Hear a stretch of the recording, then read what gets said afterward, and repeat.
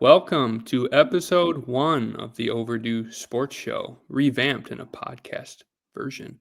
We could call it the pilot episode. I'm one of your two hosts, Jake Sawinski, accompanied with, as always, Will Mosa. How we doing, Will? Fantastic. We're back with a different format. Yes, we're hoping this one's going to work a little better than previously, but we're just going to get right in. Last couple of weeks, of course, it's been the NFL playoffs.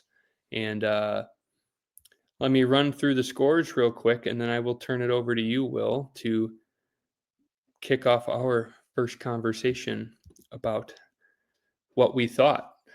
Houston, 32. Chargers, 12.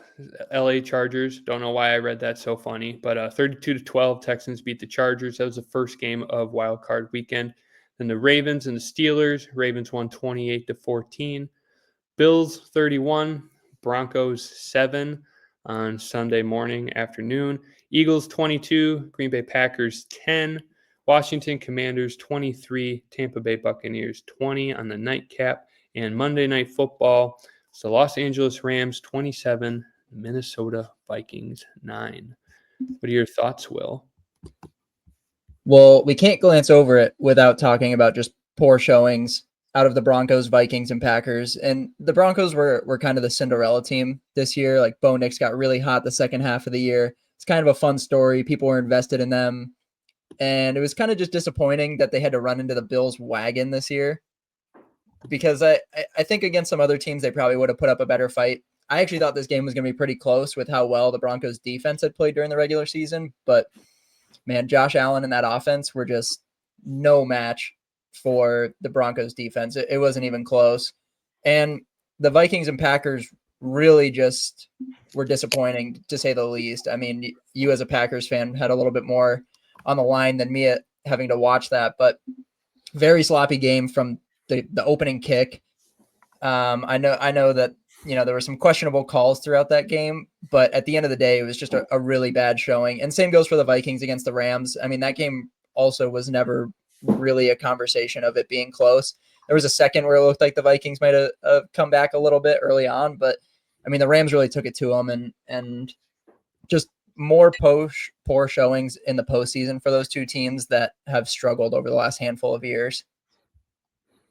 Let me talk about the Packers game real quick, just because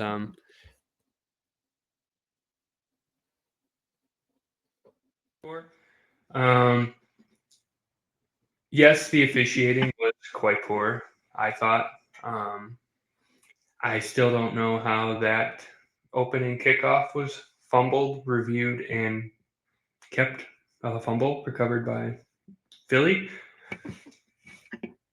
Maybe I don't eat enough carrots. I really don't know. Like, that was pretty clear to me that Green Bay recovered that ball. But I also don't want to make excuses either, because from the jump, yes, they were in a hole, but that was a really, really poorly played game. Just something I'd like to point out for them going forward, they really need a wide receiver one. And I think down the stretch, that was really apparent. Like, they've got a lot of young talent at that position. Like Jaden Reed's going to be really good. Christian Watson, when he's healthy, can be really explosive. But, like, there's a lot in his game that needs to grow. Like, he needs to become a better route runner inside of 5 to 10 yards. He needs hands. But Josh Jacobs is like they're reliable, and you need a wide receiver to complement that too. And they really missed that this year. So that's something I would like to see them get addressed. I've seen rumors, Devontae Adams might come home. Yeah, count on that. But I'm not saying go draft a wide receiver in the first round, but like they need to answer that question too. And just like, they just didn't execute. And the Eagles have been playing the best ball they have been all season. Saquon looks unstoppable, kind of parlaying that into the, week 2 or the division rounds as well. But he's a beast. They just got beat. They beat themselves. They got beat by the other team. And, I mean, that's kind of all I really have to say. It was sad. It was sad because typically, like, you get one mess up that costs the Packers a game in the playoffs, like one pivotal moment that they mess up and it's over. Like that idiot, like what was that 10 years ago on the special team and the onside kick? Was it? I don't remember his name. That was it, Bostic or something. You know what I'm talking about? No, I'm not a Seattle Packers fan.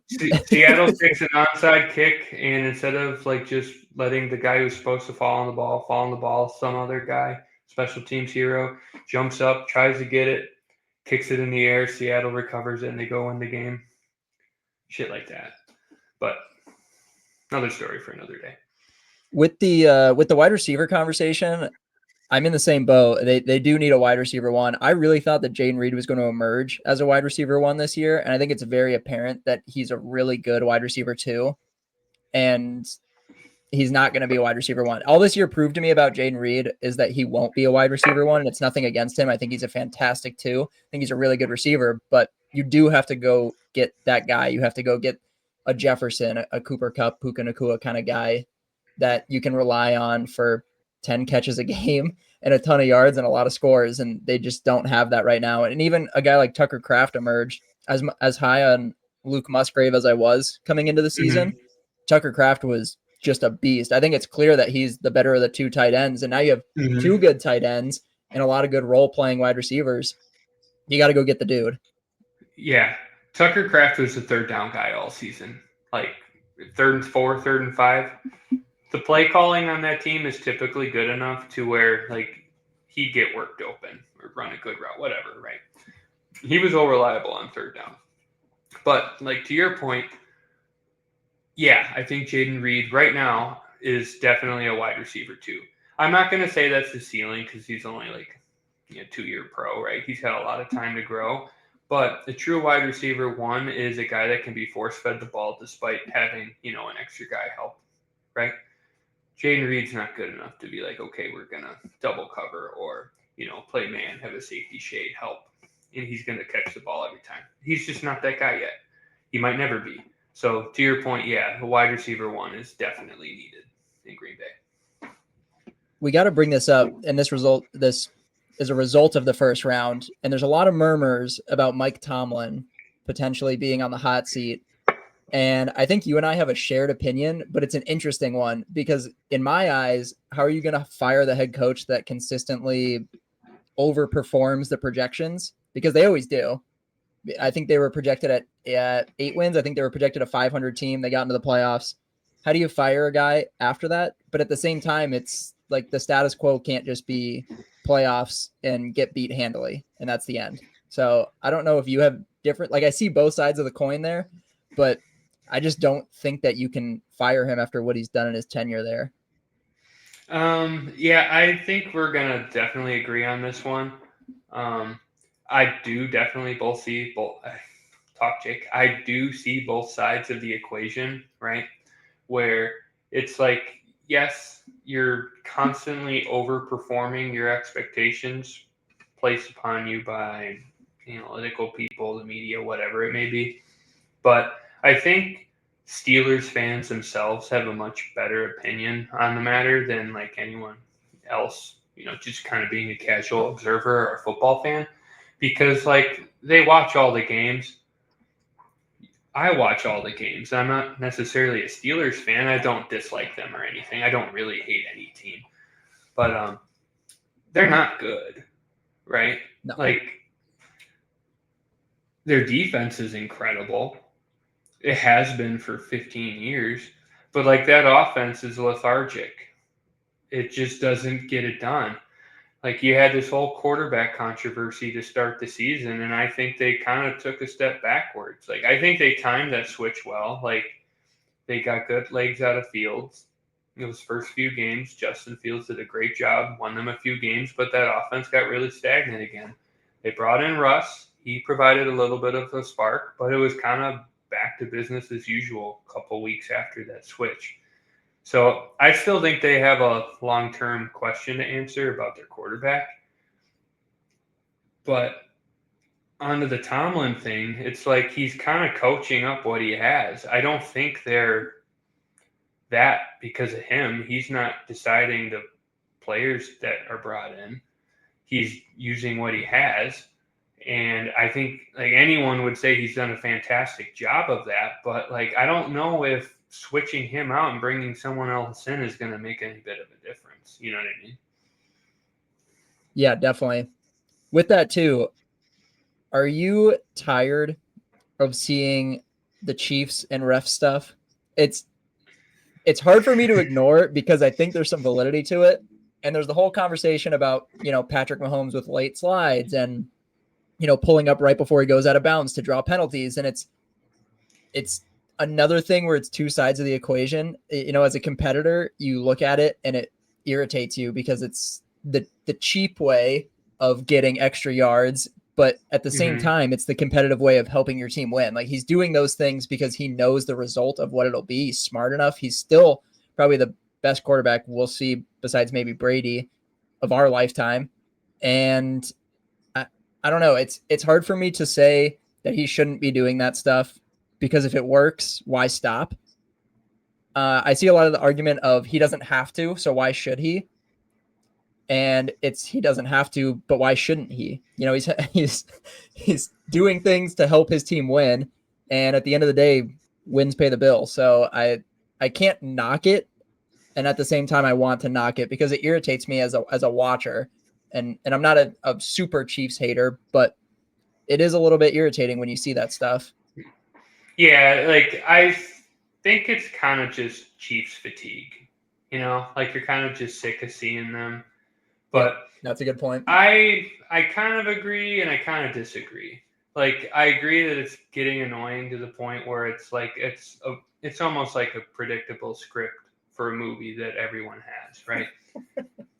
Somehow Christ is going to reach down and touch Patrick Mahomes' helmet and something magical is going to happen and they're going to win, right? That Texans game, yes, there were two pretty bad calls.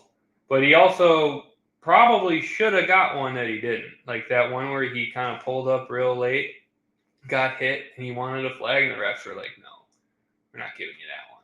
You know what I mean? Like he was working for it, he didn't get it. It's almost like working for a foul in basketball, right? Like flopping, essentially, right? A little more severe. You're playing football with 250-pound people running into you, of course, so it's a little different, but you get what I'm saying, right? But yeah. I think that argument would have a lot more validity. Just think of all of the instances where that's happened this season, right? The Bills or the Bengals, the pass interference call, the block kick, yada yada. List goes on, right?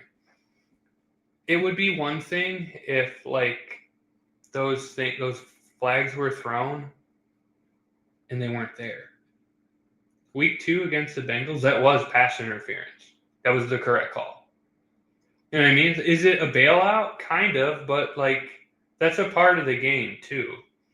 Hey, that's inside the rules. You throwing a ball and like a Hail Mary, you throw it a little short.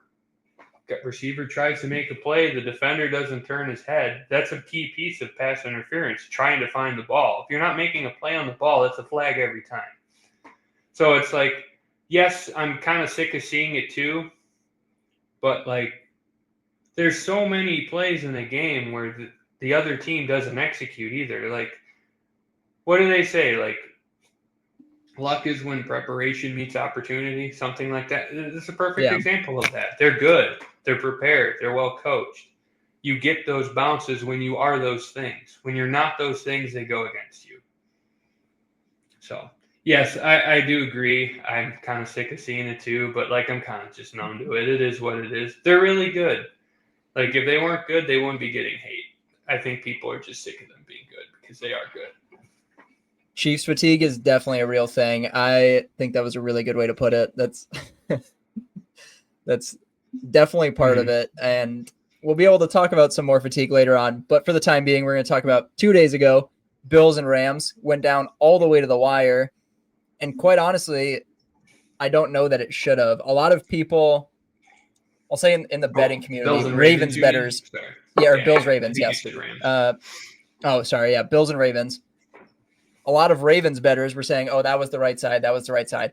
They had horrible turnovers all day. I think I even texted you as a frustrated Ravens bettor. I was like, that's really how we're going to lose this game. But Lamar throws a horrible pick. You get the fumble by Mark Andrews instead of going down on a play where he wasn't really going to get any extra yards. You have Mark Andrews drop the 2-point conversion, which everyone is going to point the finger at because it's, well, the last play of the game. That's what you do. You look at the most recent thing to happen.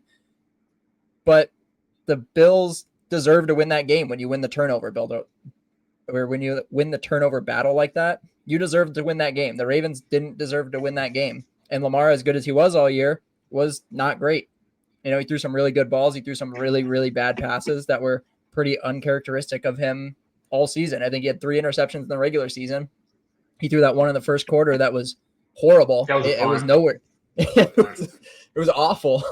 And, you know, people are going to continue to build the narrative that he's not built for the postseason, but you know, his time is coming, and we're going to talk about him as a quarterback as well. But the Bills at the end of the day deserve that win more than the Ravens did. The Ravens did not play well enough to win that game, no matter which way you cut it.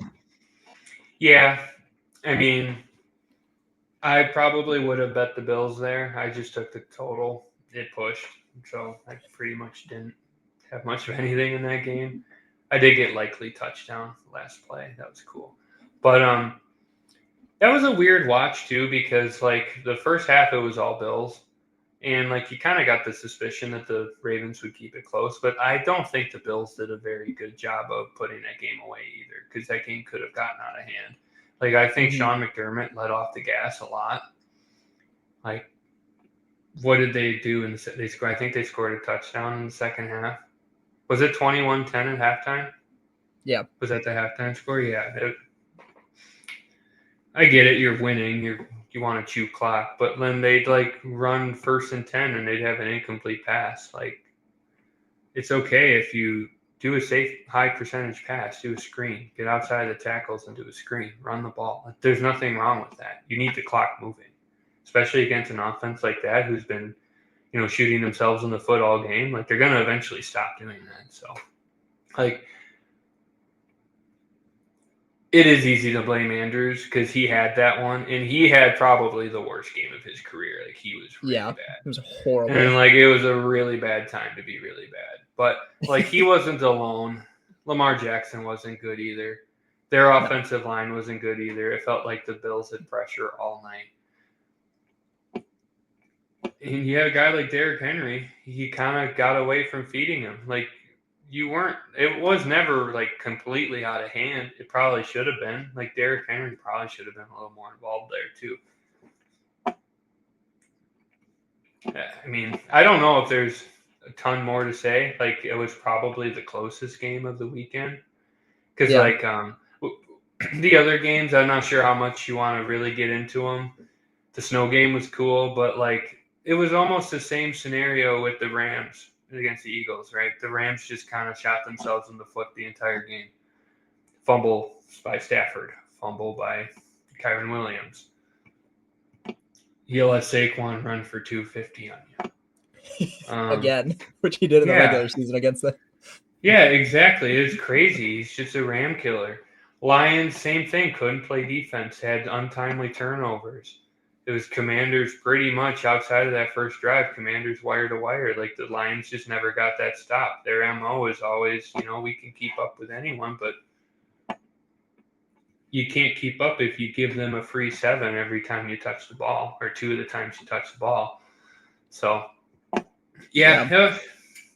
I'd feel bad if I bet the Ravens, but like, there's a reason it looked really easy, you know. Like, it's just kind of how it goes. But I got to give the Ravens credit on one. I got to give the Ravens credit on one thing this year, because they did in the offseason what nobody else would take a chance on in taking Derrick Henry, and he just proved everybody wrong all season. I mean, I think the majority of football people, including myself, thought he was aging out. You know, that it would catch up to him this year. He lost a step. He was borderline elite this year, if not elite. He was amazing all year. So you got to give props to the Ravens for taking that chance and having it work out like that. Mm-hmm. Speaking of elite,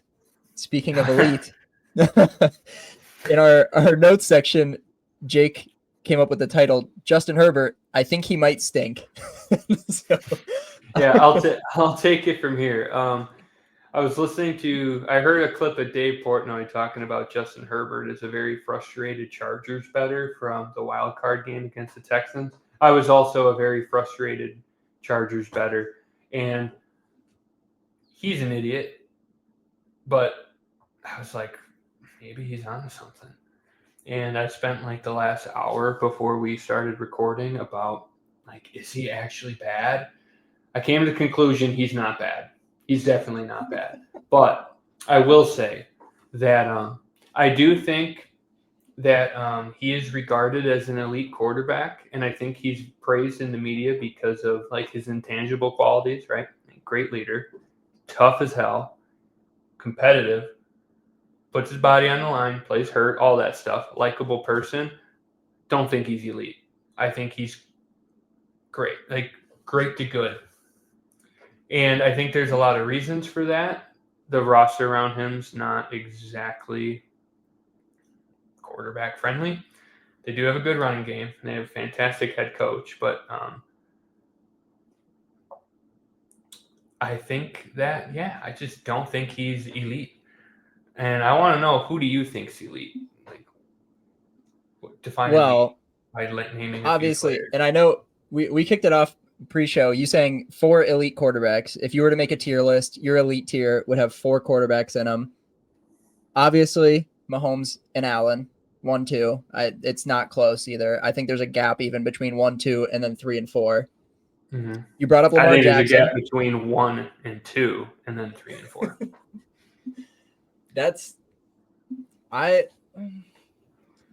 hard to say just because Mahomes wins more than Allen, and they're in the same division, so you don't see Allen in the Super Bowl as much. So I can't disagree for the winning piece of it, but if you let me pick between the two, I would pick Allen. If I was doing a startup, best quarterback in the league. Oh, okay. Well, yeah. Yeah. If I was a GM and you said, start your team, you get one of those two, I would pick Allen. I wouldn't pick Mahomes.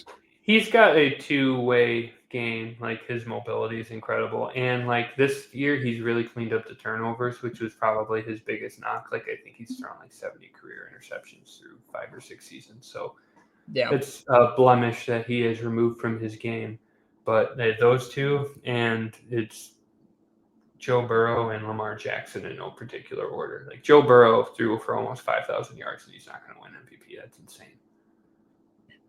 I think that Herbert is closer than what you give him credit for, and I'll say this about him. I think that he is what I would classify as a gunslinger. I think you have to let him sling the ball, and it's hard to do when your run game is as good as it was this year.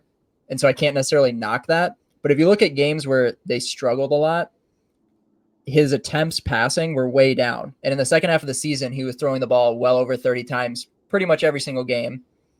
And the team was better for the most part, and he hardly threw any interceptions. Like, I think he is about as safe as a passing quarterback as they come.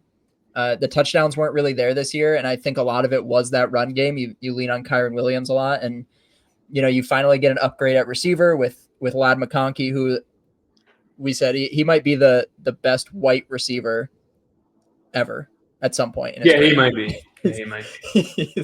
He is ridiculous. But then you have you had Keenan Allen, who was always injured. Like, he just hasn't had enough around him to rely on the arm talent that he does have. And I think that's part of the reason why he may not be elite right now. I would classify him right there in the elite. My elite would probably go a little bit deeper. And small sample size, I'd probably put Jayden Daniels in there too after the year he just had. And hopefully we don't take him, have him take a step back like we saw with CJ Stroud, because I think coming into 2024, we probably would have both agreed that CJ Stroud was an elite quarterback, and he was not very good this year. So he definitely is not in there after this year. I think he'll bounce back. He's obviously very talented. I think Jayden Daniels is, the next wave of great quarterbacks. I think he's kind of the start of it. Yeah, I have no qualms with anything you said there, except I will ask you one question before we transition.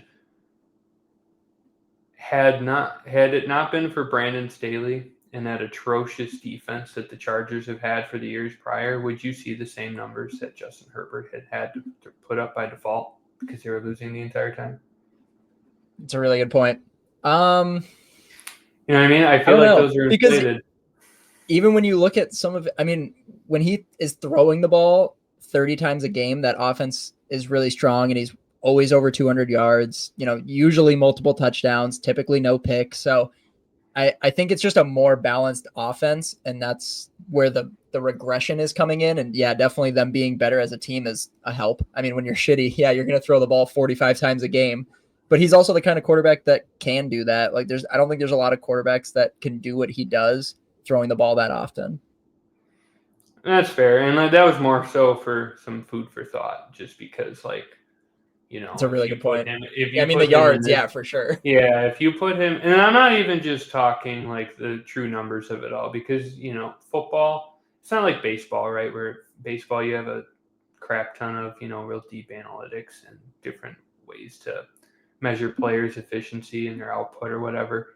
It's not so much like, completions, yards, touchdowns. It's just kind of a bit of an eye test too, because, like, I don't know. Had he not had to be in that situation where he's constantly throwing the ball and putting up 4,500 yards and they're 8 and 9, I think the conversation would be a lot different. If he wasn't this, a really good teammate, I think the conversation would also be a little bit different. I think he's regarded highly in the media because he is a really likable teammate. I don't know, just some food for thought. I wouldn't classify him as elite. I wouldn't say Jaden Daniels was elite. I'd say CJ Stroud was elite for 1 year. I would not classify him as elite. I would never do that for a 1 year quarterback, never ever. But I'm also a pretty harsh critic as well. So, any other NFL thoughts before we transition to the LL Harwood? Well, we've got some coaching changes. We got. Oh, you want to do the coaching changes? Okay. Oh yeah, Vrabel taking over the Pats. We both agreed that. Well, I'll lead it off with Ben Johnson is also with the Bears. I thought, and I think a lot of other people thought, Ben Johnson would be a good fit with the Pats and getting to work with Drake May and hopefully a new core of receivers. You thought otherwise just because Vrabel kind of falls into that, hard-nosed competitor, Bill Belichick kind of thing that the Pats have always been known for. So I'll let you kind of take over the Vrabel conversation, then we can dive into Ben Johnson with the Bears and Caleb Williams. I'll try to sum this one up kind of quick, I guess. I just think Vrabel fits much better in that culture because for the most part, that roster was the same from Bill's last year to Mayo's first year, right? There wasn't a ton of turnover there. Obviously, they drafted a new quarterback, but for the most part, they were pretty similar, like your skill guys and whatnot, right? Couple defensive pieces out, whatever. Bill's team, being largely the same, unless I'm missing a bunch of names or something like that. I feel like there was low turnover on that team, was drastically more competitive, right? I think that culture is kind of what needs to stay in New England, right? Bill had a way of, I feel like, isolating players that he didn't get along well with, right? Cam Newton, guy like that. I feel like he had favorites, right? Like guys that were a little more committed to winning, things like that, Patriot way, stuff like that. He never went in a press conference and said his team was soft, ever. He might have said that to, close to the team, closed doors. Hey, you guys are being soft. I don't remember what week it was. Like, I think sometime in October, Mayo said we were soft. Like, this is a soft team. Players don't like that. Vrabel's never going to do that. Like, that culture needs to stay there, I think. And you're going to talk about Ben Johnson of the Bears a little bit. I think that's something that the Bears need to keep in mind too.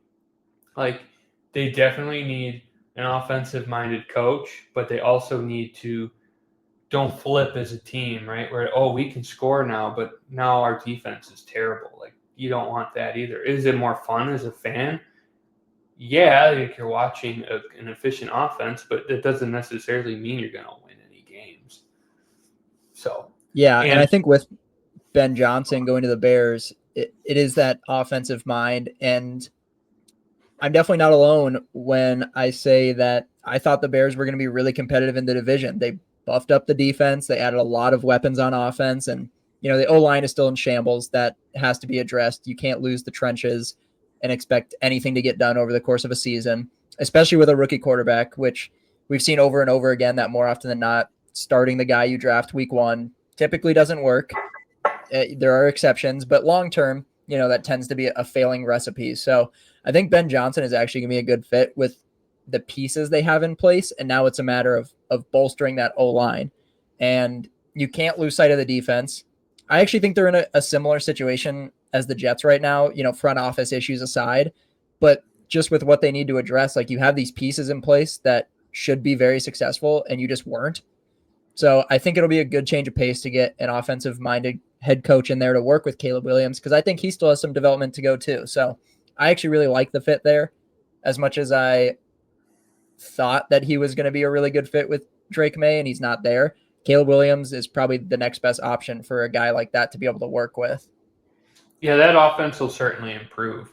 It's just like, for me, not being a Bears fan, it's like when the Bears were like good, they had that culture piece. I think the culture of your team is really important, kind of sticking with traditionally what you're really good at. They need a quarterback. Like, then they need a quarterback to stay in town and be good. And they have a guy to do it. So, yes, I think getting an offensive-minded coach is definitely a step up. But is that guy a leader of men? We don't really know. Like, he's just been a coordinator for the most part. That's where he's gained fame. So, sorry, I just got a text about Predators -1.5, and I did a Sharks ladder tonight. So, but feeling good about that now. But yeah, I guess Ben Johnson, Bears, Mike Vrabel, Patriots. He went home. A couple other vacancies as well. Who else is vacant? The Jets are Jags, still vacant. Doug Peterson was fired. Jets, Robert Saleh was fired. The Raiders fired Antonio Pierce. I think he got a raw deal. I think he's a good coach, and that roster is so piss ass, and he was scapegoated so fast. I really think that was unfair, but he'll get a good job. Like, I think he's a good coach. The guy knows how to win too. It's like, what are you gonna do? It's like bringing a knife to a gunfight. AOC's your quarterback. Come on. Yeah. They're terrible. Dennis Allen got fired. Probably forgot about him. The guy's the most forgettable guy ever. And Cowboys, Mike McCarthy is out as well. I saw a lot of people talking about Mike McCarthy to Pittsburgh, like just do a coaching swap because Mike's from Pittsburgh, and like Mike Tomlin would probably win a Super Bowl to Cowboys. No, he's not going anywhere. Yeah. Like, stability is a good thing, and it's like, why would you get rid of a guy that's like doing what you need to do to win? Yeah. I think maybe some roster pieces will change. Like, there's decisions the coach makes in the course of a season that can greatly impact your season. But like, Patriots only fired Bill because I think Bill wanted GM control still. I think he wanted to construct the roster, and is as good as of a coach as he was not a good GM. And I don't think that's, blasphemy by any means. He was not a good GM. Like, the only reason why those teams were remotely competitive in the back half of the 3 Super Bowls was because of Tom Brady and Julian Edelman and Gronk. Yeah. I don't disagree there. I mean, look at the receivers that they tried drafting over the last 10 years. The most successful receiver that they've drafted over the last, I think, 11 or 12 years was Braxton Berrios. So take that. Well, Jacoby Myers as well, but he caught 1 touchdown for your team, and now he's really good. Yeah. Crazy. I don't know. Time for some hardwood? Time for some hardwood. We did take a little bit of time on the NFL, but there were 2 weeks and a lot of stuff to talk about in college football. But college basketball, we're kind of getting into the heart of conference play. I'm not sure if you've got any concrete thoughts or anything you'd like to share, but what we did before the show, kind of just just kind of a high-level review is what we were planning, right? Just like who's good, who's bad, who are we like we don't know about. So I'll let you start. Who do you think is like the real deal so far? Auburn and Duke are the two that have really stuck out to me over the first handful of months of the season. Auburn has had some tricky spots early on. You get those weird SEC spots, and they've just blown everybody out. I think they're the real deal. I'd be shocked. And that was a team that I picked to win the national championship last year. I'd be shocked if they didn't do it this year. That team is loaded. They win. Like, they're just blowing people out of the water. Prepare to be shocked. It never happens. Right? Yeah. Now I'm going to be wrong for saying that. Last year it happened, but yeah. It never happens usually. Yeah. But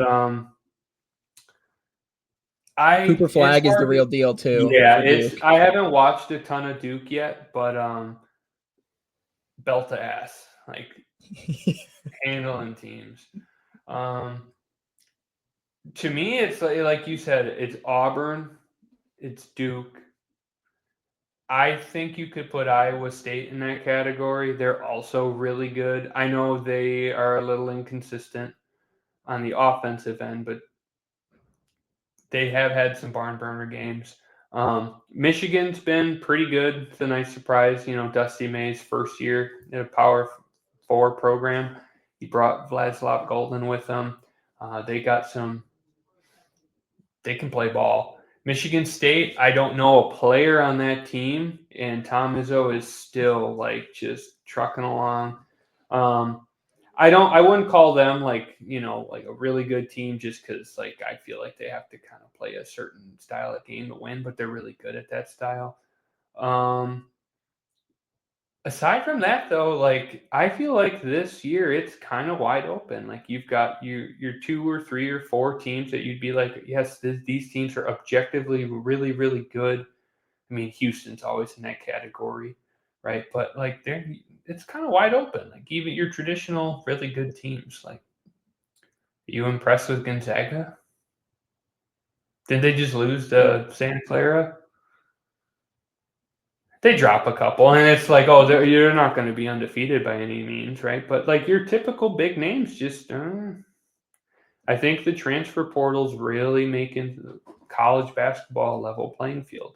Like in football, I think it's kind of like all the good players are beefing up the big boys a little further, but I think in college basketball, it's kind of making things a little more even. Maybe I'm wrong there, but that's kind of how I see it. I felt the same way last year, and as chalky as the NCAA tournament was last year, I felt very similarly. Where you look up and down the bracket, you look at all these teams, and you kind of just think it's wide open. I think we're in a very, very similar case this year, and I think it's starting to reveal that it's because of the portal. Those roster sizes are way smaller. If you're a high level guy at a mid major, you're not all flocking to one school. You're probably going to spread out amongst, quite honestly, the SEC, which I think we both agree is far and out the best conference this year. The Big East just isn't what it has been the last handful of years. Same with the ACC, top to bottom anyways. It's really the SEC and everybody else, it feels like. And as far as, teams that have struggled too, I think we couldn't go this whole segment without talking about an SEC school, John Calipari, Arkansas, because quite honestly, I just think they're flat out bad. Obviously they got the Michigan win at home back in December, but other than that, the wins, it's not a resume. It really isn't. They lost to Illinois. They beat Miami by 3. They, have played a bunch of mid-majors like UTSA and Central Arkansas and Oakland, and then they get into conference play and they've just gotten waxed in every single game except for LSU, where they lost by 4 in Baton Rouge, but they got, tape to tape, belt to ass by Tennessee. Florida blew them out. Ole Miss handled them. They lost to LSU in a close one. Florida is a wagon. That coach is a spitfire too, Todd Bolden. Oh, the Florida's good. I forgot about Florida. But yeah, Arkansas, huge disappointment. And we were kind of talking about it pre-show, but like we could do an entire episode on like Calipari's shortcomings when it comes to actually being a basketball coach. Wait. Hang on. Shark's Ladder.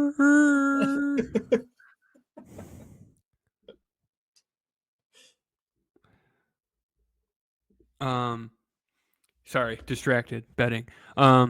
Yes, Arkansas very frustrating, but like go up and down the SEC. Go up and down the SEC. I don't think there's a bad team in it. Like, is Arkansas actually bad? No, of course not. But kind of. But think of a bad SEC team right now. Like LSU, Mizzou's ranked, Mississippi State's ranked, Ole Miss is ranked, Tennessee's really good, Georgia's good. Where did that come from? Vanderbilt's good. Where did that come from?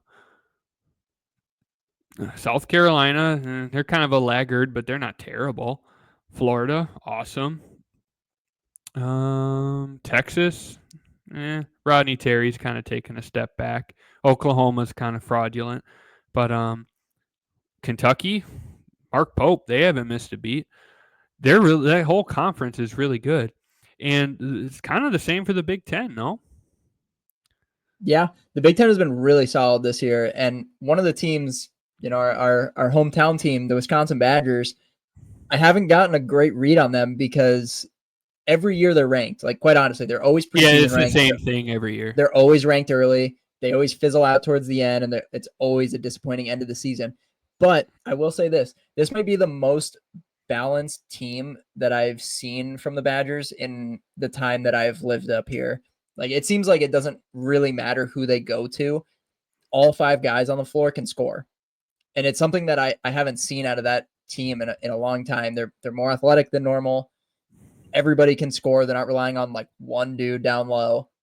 It's a really different vibe with that team, and I'm really curious to see how they hold up kind of through conference play when they get in the thick of it. So that's a team I'm going to keep my eye on. I know they're always disappointing towards the end, but they are. But this year feels a little different. Yeah, regarding Wisconsin, 2 things. First of all you Greg Gard haters, go pound sand. Stuck with my guy. He's still my guy. Go Greg. Number 2, I thought that, the offense would kind of be at a premium with, 2 of your big pieces. Connor Eshigan, he transferred to Kansas, I believe. Is it Kansas or Kansas State? Or no, Nebraska. No, I'm sorry. Yeah, he's in conference, yeah. Yeah, he's in Nebraska, and then Chucky Hepburn transferred to Louisville. So, and AJ Storr left. Oh, he's at Kentucky. That's who it is. Yeah. AJ Storr left. Yeah, those are probably your 3 biggest pieces on offense last year, and the offense looks better than it ever has. Yep. I'm not buying Illinois. I never do. Brad Underwood's an idiot. Like, he will get outcoached tremendously down the stretch when it matters most. He might win the Big Ten, but he'll be a Sweet 16 exit. He's an idiot. Iowa, they're not very good. They're fun, but they're not very good. Minnesota, they're not very good. Minnesota's horrible. Yeah, let's take a step back. Minnesota's horrible. The spread. Well, yes. Against the spread. No, but Oregon is good. Oregon's really good. I forget that they're in the Big Ten now. Yeah, Dana Altman's a fantastic coach, and they were really young last year. We were really frustrated with them last year, and it kind of seems like they're growing into the, hey, let's be a good team. I think Penn State can be frisky. UCLA, we'll kind of get into the more structured flow of this, but we're just having fun just naming teams because that's what guys do. We'll come Rutgers back to UCLA. Is so disappointing. Rutgers is disappointing. I was going to say I was pretty high on them to start. Like, they looked really good to start the season. Like, they had a couple of tougher non-conference games, and then like conference play started, and they've been really disappointing. Ohio State is mid again. Well, that's another thing. Like, Chris Holtmann. We don't need to talk about DePaul. Everyone knows DePaul sucks, right? But for years, Ohio State fans have been like, get rid of Chris Holtmann. I've been talking. I got that guy freaking fired. We did one of these last year, and I was like, I want Chris Holtmann gone. And like 3 days later, he got fired. Now he's at DePaul. And I'm like, oh, he's kind of a good coach. DePaul's 7-0. They might be onto something. They freaking stink too. That guy's a fraud. Coach high school ball. He stinks. But yeah, Ohio State's really disappointing. They lost Zed Purdue's good Key. again. Purdue, death taxes, Matt Painter, 3 certainties in life. John Rothstein. Purdue's always good. But I freaking love college basketball. God damn. All right, so we kind of covered our good teams. We're not going to talk about the Big 12. It's always Houston. Arizona looks a little bit down. Iowa State's really good. They're kind of just, like West Virginia's been really surprising. Kansas looks a little flat, but Bill Self's always Bill got 'em Self. ready. Yeah. ACC, outside of Duke, I feel like there's really no one to talk about. We can use this one to transition into our huge disappointment so far. And top of the list has to be Jim Larinaga in Miami.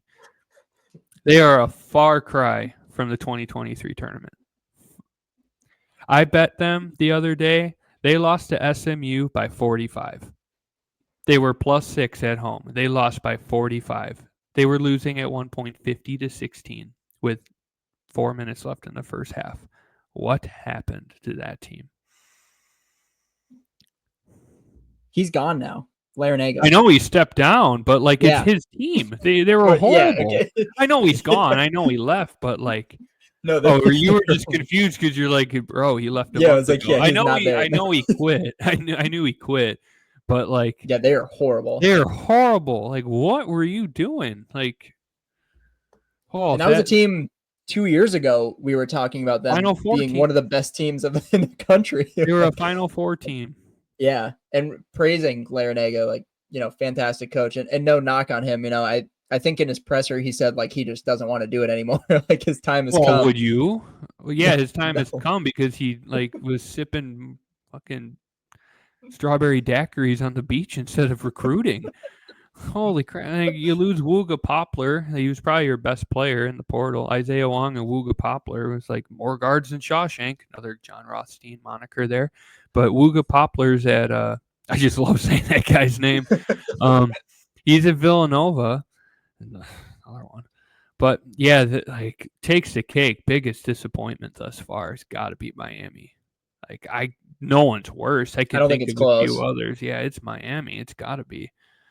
Jim Larinaga was a good coach, but he wasn't like a Jim Boeheim. When he retired, Syracuse isn't very good right now. Well, yeah, but Jim, would you call Jim Larinaga a Hall of Fame coach? Slam dunk? I would. Probably not. He might be a Hall of Fame coach one day. I mean, guy won a boatload of games with George Mason and how many other stops he made along the way. But, Miami stinks. You got one? I got a couple more. I just feel like I'm taking over. I'll let you share a little bit. Sticking with, the Big East, we've got Marquette as kind of an unknown right now. We can't really tell. I think in our group chat the other day, you texted us and you're like, Marquette might be ass. And DePaul was beating them by a handle, I think 10 plus, and they came back and ended up winning. But they've been shaky. Yeah. Yeah. They've been really shaky, but I still think it's a talented group. That's also another team that is always around when crunch time comes. So I anticipate that they'll find their stride eventually. I just don't think it's right now. Yeah, I wouldn't say they've been a big disappointment yet, but I think it's just kind of been recent. I'm just not really sure about them, And we'd mentioned UCLA earlier, it's kind of the same thing with them. They looked really good to start. They're ranked. Big win against Oregon on the road. And then conference play, I think that was kind of I don't know if that was quite the kickoff to a conference play or if it was kind of an old Pac-12 kind of deal. But I think it was before Christmas. And Christmas break happened. They kind of started conference play and they've looked really poor. Dropped 3. I think they lost to Nebraska. They lost to Rutgers and they had a Michigan, maybe. They had 3 losses in a row, and I'm I'm not really sure about this team. Maybe they're not quite as good as everyone was leading them on to be. But I think my biggest disappointments are going to be in the Big East because I am the self-acclaimed Big East connoisseur. I love Big East ball. I'm a Wisconsin fan, but I love the Big East. And St. John's has kind of been the team that it's Marquette and St. John's, the teams that really putting on a good showing for the most part. UConn's still there as well, but they've definitely taken a step back. I mean, just losing your 7'2" center is definitely a change of pace for how you play. But I don't think they're as talented this year, and it's showing a little bit. Creighton's been a big disappointment thus far. They've kind of struggled. They've been playing a lot better recently, but lost to Nebraska. I think Nebraska's okay, even losing what's his name? Kensei Taminaga, like the most electric player in college basketball. He was awesome. I miss him. But Creighton's been a little bit disappointing. But like the Big East is kind of just unchanged for the most part. Like the same teams are still relevant, right? Butler's still bad. Xavier's not good. Well, I don't know. Seton Hall isn't very good. Seton Hall's horrible. That is another one. Like Shaheem Holloway kind of like a couple of years ago, they went on that tournament run. He was the coach when St. Peter's went on that run. He gets the Seton Hall job. He's an alum, played on the basketball team. And like I feel like the vibes were really good for that school, and it just kind of hasn't gone anywhere. Like I feel like they're regressing a little bit. Providence doesn't look the Kim English thing. I don't know it's working out. Not sure how Ed Cooley did it in Providence because it's not working out for him in Georgetown either. Had a big the return is this weekend. Yeah. They're gonna throw shit at him. I love that stuff. But I think Kyle Neptune for Villanova is hot seat. He might be gone this year. I'm dead ass serious. Like he might be gone. I think he's going to be the first one out of that group to go. But any other teams that you're not really sure about? Kind of like the bubble. I'm not sure if they're good. Not sure if they're bad. I think we covered most of them. A lot of the Big 12 kind of falls in that category, to be quite honest with you. Like a lot of the Big 12. That's always even West Virginia. I would even put West Virginia in that category. Like I don't know if they're good or not yet. Yeah, obviously they get the marquee win against Kansas, but that's always a really weird conference for whatever reason. I don't know if it's just like Big 12 home court advantage or it's huge in the Big 12. It's very strange because like just bet the home team. You can like alt spread the home team. It's a very strange conference. Except Houston. Houston finds a way to win all the time, but I think their teams are always a little flawed. They're so limited offensively, and that great defense only gets you so far. Like what happens when you stop scoring at a passable pace? Yeah. It's like you not having the ability to score at will limits the effectiveness of your defense because you're just playing the same. So they're always kind of like, they're always really good. Like, I'm not saying they're not. I just like that long term, I can go win a title with this team. I'm very hesitant to always be like, yes, Houston will be in the mix. Big 12 is down a little bit, though. Your typical teams. Like, Baylor's looking a little better, but they kind of had a slow start. Cincinnati looks pretty good as a recent newcomer. Kansas State and Oklahoma State are bad. Oklahoma State was bad last year, but Kansas State also not the same team that we saw in their magical tournament run 2 years ago. But anything else for college hoops? We can wrap this one up. We've been going a little long. Just talk a little bit of college football. That's all I got. We might as well jump into college football because we just ended last night where the Ohio State Buckeyes took the national championship game from the Notre Dame Fighting Irish. If you recall, preseason, Jake called that one out, and they were probably the most talented team on paper coming into the season. So, I know he won't take a ton of credit for it because it's kind of just picking. No, it wasn't like the job done. It wasn't like a brain buster there or anything, right? Like it was pretty apparent, and like I just threw in the wrinkle. It's like, hey, this is Ryan Day's last chance. If he doesn't at least go to the title game, he's gone. And I guess he likes having a job, so he came through despite losing to Michigan. Yeah, that's the boogeyman, though. Like what's crazy is that if they didn't get to the title game with that loss to Michigan, he was gone. Yeah, like actually, even, 100%. like had they won Michigan and lost in like the semifinal, he might have been okay. I think like gun in my head, I'd say no. I think like the Packers have had enough of the mediocrity. But yeah, he saved his job for sure. But I did write a piece on Substack of kind of reviewing the college football playoff. I didn't go into the actual regular season because that was like 10 years ago. But there are a few things that I wrote in there that I would like to discuss on the podcast. So, first and foremost, the college football playoff format. What are your thoughts on the new 12-team expanded playoff? I had my questions about it preseason, and argue with a wall if you want to say the most talented teams should be in every year, but I thought it was executed in a really good way. You got who I think should have been coach of the year. No knock on the Indiana program, but Kenny Dillingham, without a question, should have been coach of the year. ASU or Indiana? No, ASU. Kenny Dillingham. Oh, I think you. I thought. Oh, okay. I said no knock to Indiana. No knock okay, to I got what you. I'm sorry. Yeah. No knock on what Indiana did this year. Dillingham deserved coach of the year, and it's not close, quite honestly. I think they played a better schedule than Indiana. They showed out in the playoffs. They were one of the most fun teams, and it's a new face. That is a brand new face that we didn't get to see, and we did a little bit of a deep dive prior to the show, and Jake's going to spit out some numbers. And I think it was great for college football. So many people, Lane Kiffin included, about his own team, arguing about 3 lost teams should have gotten in, this and that, whatever you want to say. Clemson was undeserving. Clemson won the ACC.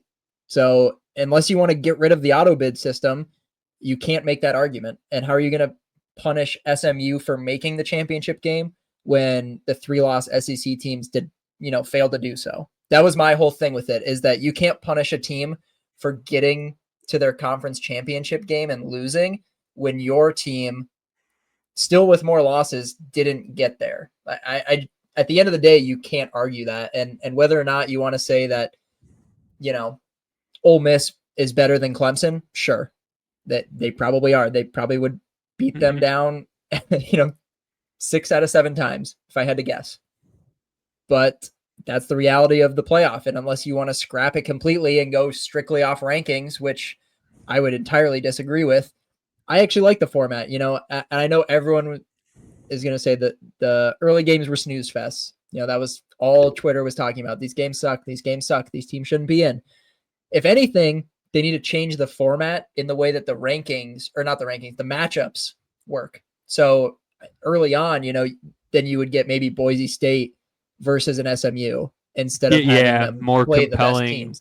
Yeah. The seeding could be a little different. Maybe like pool them on a bracket, like maybe 1 through 8 plays, or 1 through what, you get what I'm trying to say. Maybe 1 through 6, 7 through 12, maybe seed it that way.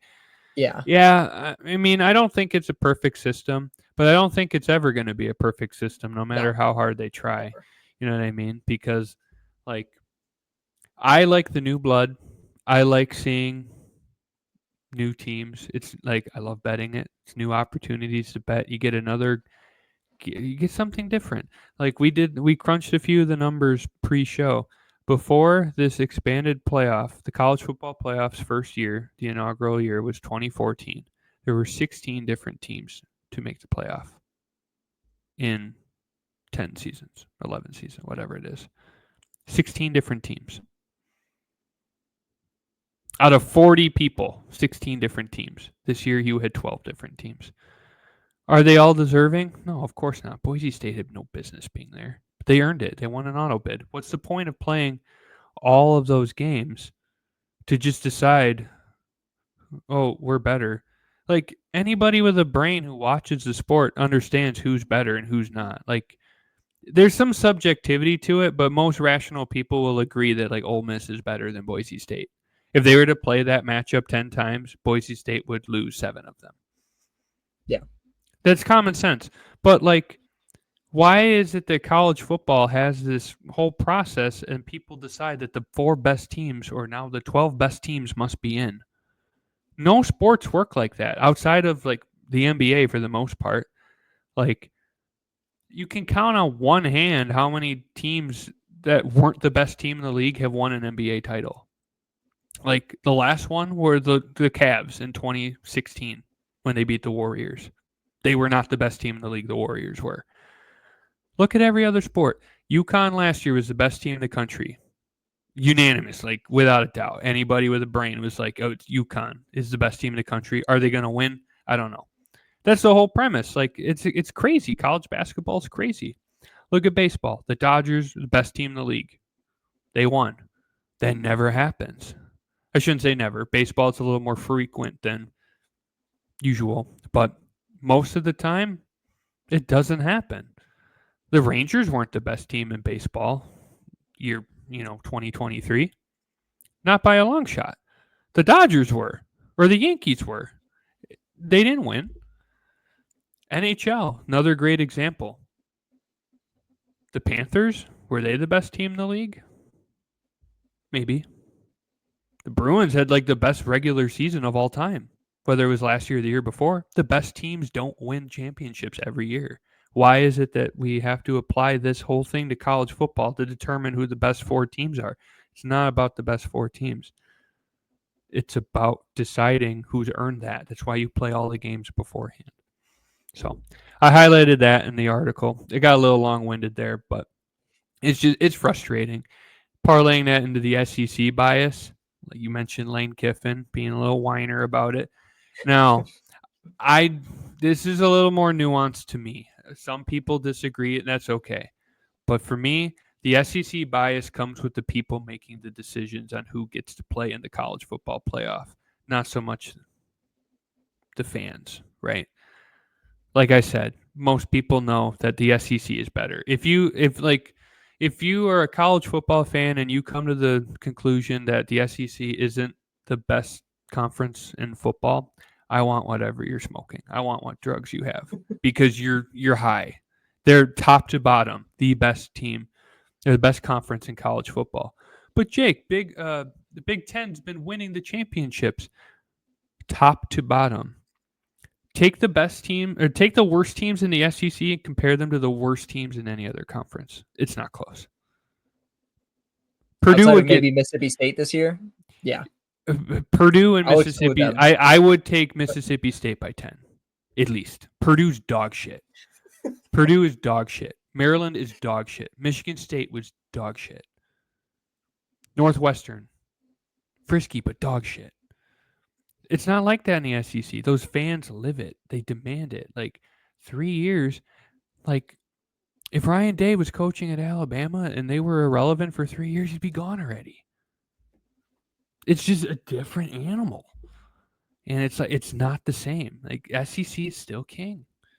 But I highlighted, I'm very glad that the committee didn't just default to like, oh, let's put a 3-loss Alabama in. Yep. I'm glad. There are times where that is going to be the case. I'm glad they didn't do it right out of the gate, though. I don't know if you have anything to add to that. That's pretty cut and dry. Yeah, no, I was also in the camp of, that would be the worst thing that you could see is getting a 3-loss Ole Miss in over SMU. I guess is the best example because they were the non-auto bid team of the bunch. So that's probably the best example. And, all the people were complaining about Arizona State, and look what they did with Texas. They kept it close, and Texas is good. Texas is real good, Yeah. And it's like, Georgia, you got bullied by Notre Dame. Like the final score that wasn't reflective of that, but like Notre Dame owned them in the trenches all night. And Tennessee got waxed by Ohio State, who won it all, but that game was tip to tip. Close. Yeah, Ohio State. Wire to wire. Yeah, it wasn't close. So I'm just glad they didn't set that precedent right off the gate because then it would be the expectation of those fan bases going forward. Hey, we had 3 losses, but we were in last year. We should be in again. I'm very glad that they didn't do that immediately. And about Clemson, oh, look at this transition. Can you name the 4 teams that did not have a transfer come into their program? Well, I know Clemson is one of them. Yeah, that's Dabo Sweeney does not do it. Clemson is one of them. This is it really 4 teams? easy. Yeah, Is it 4 teams in Power 4, or is it 4 teams? No. like, Like it's very like you might not get it, but like it'll make perfect Well, sense as soon as you do. it'll be Clemson, Army, Navy, Yeah. Air Force. Those are the 4. For obvious reasons, you cannot transfer into Army or out of Army or Navy or Air. Dabo's they're still really good. Like, truthfully, like, objectively looking at Clemson's season, it was a down year, right? Like, they weren't their typical dominant selves in the ACC. It was impressive what they did without a transfer. Just think about that. Their team they only recruited incoming freshmen. To my knowledge, they did not have a transfer. No, I believe you're right on that. And they still made the playoff. They won the ACC without a transfer. They actively did not make their team better. Dabo's got to change, though. I said in the write-up, or in the blog, he'll be a relic of the past if he doesn't adjust. You have to. It won't work. You have to. Look at these other teams load up. That's what Ohio State did. I named 2 of them. There were probably dozens of guys that transferred to Ohio State. Just the 2 of their 3 most impactful players were transfers on offense. You have to transfer. You have to be active in the portal. It will not work. But I also wouldn't be shocked to see that again. Yeah, Davos winning, no transfers. God will take care of you. Gotta see him do it again. Damn it. All right. Anything else? That's all I got. It's a little long for that first show, but we did have a lot to discuss, and let us know how we did. I thought we did a much better job of staying on task a little bit. The college basketball, I get excited, so I do apologize for that. But unless you've got anything else, we'll catch you on episode 2. That's all I got. Be sure to follow us on Twitter and check out the new Substack. We are diving into the writing once again. Overdue Sports on Substack. Go find us. We'll be posting all of our sports talk there, betting talk, sports talk, and the revamp pod. So that's just episode 1. We're just getting started again.